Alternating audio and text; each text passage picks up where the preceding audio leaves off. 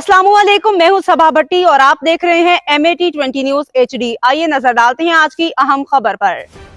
नाजरीन, अब रुक करते हैं अटक की तरफ, जहां से हमारे district bureau chief Altaf Tahir की खसूसी report. Deputy director EPA agency doctor Rabia Nausheen और इंस्पेक्टर रफीक चीफ कमेटी का PPL डोग सुल्तान प्लांट दखनेर का दौरा।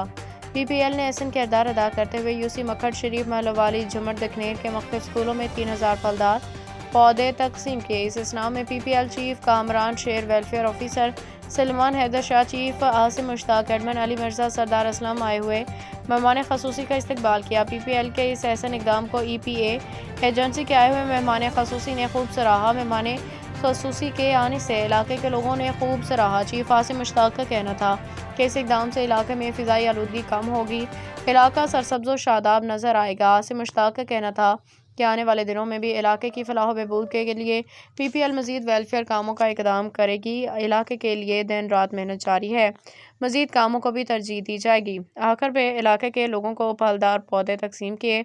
इस इक़दाम को इलाके के लोगों ने खूब सराहा।